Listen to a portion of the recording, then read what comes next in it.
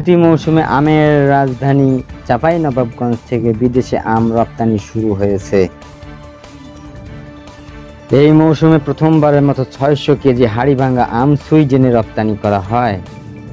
কৃষি বিভাগের সূত্রে জানা যায়, বিদেশি ক্রেতাদের চাহিদা ও বিবেচনায় উত্তম কৃষি চর্চার মাধ্যমে উৎপাদিত আম রপ্তানিযোগ্য করার লক্ষ্যে কৃষকের নানা রকম প্রশিক্ষণ ও পরামর্শ সহযোগিতা দিয়েছে চাঁপাইনবাবগঞ্জ জেলা কৃষি সম্প্রসারণ অধিদপ্তর। তার ধারাবাহিকতায় কৃষি অফিসগুলোর বাগান থেকে 600 কেজি হাড়িভাঙা আম সুইডেন পাঠানোর মধ্যে দিয়ে চলতি মৌসুমের প্রথম চালান চাঁপাইনবাবগঞ্জ জেলা থেকে বিদেশে পাঠানো হলো।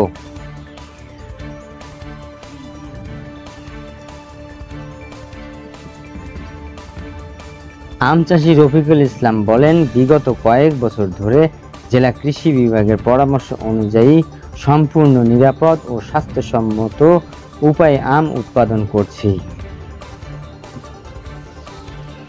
গত বছর ইউরোপের কয়েকটি দেশে আম রপ্তানি করেছি। আজকে সুইডেনের 600 কেজি হাড়িভাঙা আম পাঠানোর মধ্য দিয়ে চলতি মৌসুমের বিদেশে আম রপ্তানি শুরু করলাম।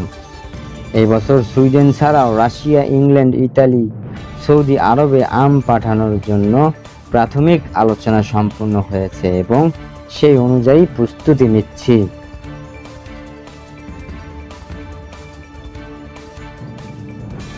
উল্লেখ্য, এবার চাঁপাইনবাবগঞ্জে 37,604 হেক্টর জমিতে আম বাগান রয়েছে। উৎপাদন লক্ষ্যমাত্রা নির্ধারণ করা হয়েছে প্রায় 4 লাখ টন। তবে প্রতিকূল আবহাওয়ার কারণে উৎপাদনের লক্ষ্যমাত্রা পূরণ হবে না বলে আশঙ্কা করা হচ্ছে। মুসলিম সংখ্যাগরিষ্ঠ দেশ পাকিস্তানের হিজাব পরিধান নিষিদ্ধ করে আইন পাশ হয়েছে। দেশটির সংসদের উচ্চ কক্ষের আইনটি পাশ হয়। এছাড়া আইনটির মাধ্যমে ঈদ উদযাপনও বাধার সৃষ্টি করা হয়েছে। এশিয়া প্লাসের প্রতিবেদনে বলা হয়, বুধবার 19 জুন মজলিস মিলিয়নের 18তম অধিবেশনে অনুষ্ঠিত হয়। এতে বিলটি উত্থাপন করা হলে তা সংখ্যাগরিষ্ঠ ভোটে পাশ হয়। আইনে হিজাবকে এলিয়েনের পোশাক বলে উল্লেখ করা হয়। অপরদিকে ঈদ উদযাপনকে বিদেশি সংস্কৃতি বলা হয়, আর দেশটি তা সমর্থন করতে পারে না বলেও যুক্তি তুলে ধরা হয়।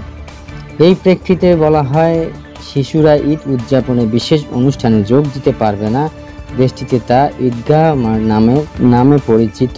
মূলত শিশুরা ঈদুল ফিতর ও ঈদুল আজহার দিন সড়ক ও প্রতিবেশীদের বাড়িতে গিয়ে লোকজনকে অভিবাদন জানায়।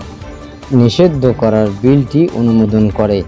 মজলিসি মিনি প্রেস সেন্টার বলেছেন, অধিবেশনের ছুটির দিন ঐতিহ্য আচার অনুষ্ঠান, সন্তান লালন পালনের শিক্ষক ও শিক্ষা প্রতিষ্ঠানের ভূমিকা, পিতামাতার দায়িত্ব সংক্রান্ত দেশের আইনের সংশোধনীয় সমর্থন করা হয়েছে।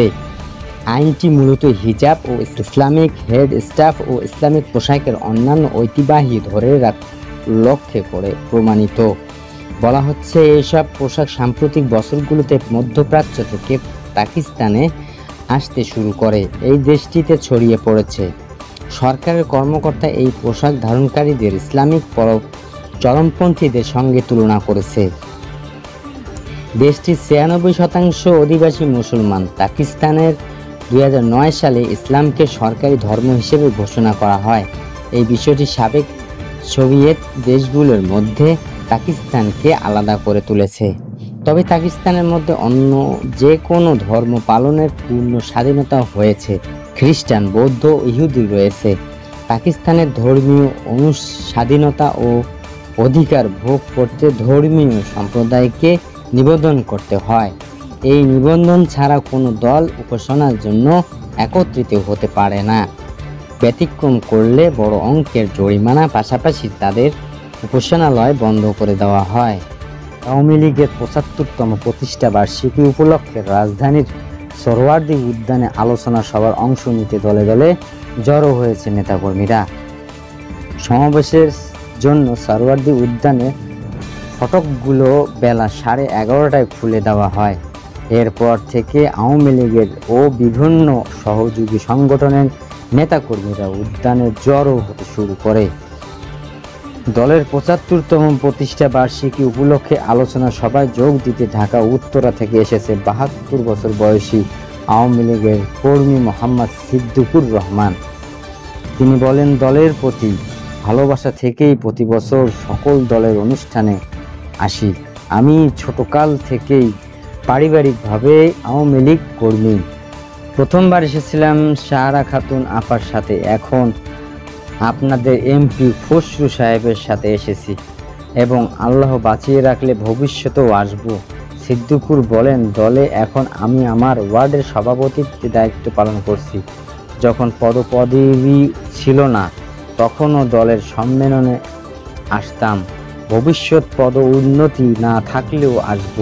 ব্রাহ্মণবাড়িয়া থেকে এই অনুষ্ঠান যোগ দিতে এসেছে ছাত্রলীগের কর্মী শাহিন আলম। তার সঙ্গে কথা হয় টিএসসি প্রাঙ্গণে। তিনি বলেন, জাতির পিতা বঙ্গবন্ধু শেখ মুজিবুর রহমান ও দেশরত্ন প্রধানমন্ত্রী শেখ হাসিনার নেতৃত্বে আমাকে মুগ্ধ করেছে। আমাদের পদরেখা অনুসরণ করে রাজনীতি করতে চাই। আওয়ামী লীগের সংগঠন ছাত্রলীগের একজন কর্মী হিসেবে আজকের এই ঐতিহাসিক অনুষ্ঠানে যোগ দিতে পেরে ভালো লাগছে।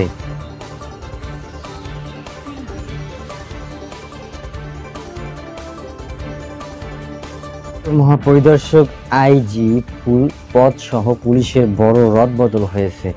দুটি আলাদা প্রজ্ঞাপনের মাধ্যমে বিসিএস পুলিশ ক্যাডারের মোট ২৫ জন কর্মকর্তা বদলি ও পদায়ন করা হয়েছে।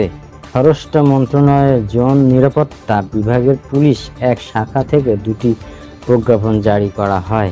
এই প্রজ্ঞাপনে একজন অতিরিক্ত মহাপরিদর্শক ও ১১ জন উপমহাপরিদর্শককে পুলিশ কমিশনার ডিসি হিসেবে দায়িত্ব পালন করবে। জেলাগুলো হচ্ছে রংপুর, কুমিল্লা, সিলেট, কুষ্টিয়া, পটুয়াখালী, বরগুনা, বগুড়া, ফেনী, পাবনা, যশোর, মাদারীপুর, টাঙ্গাইল, নীলফামারী ও সুনামগঞ্জ।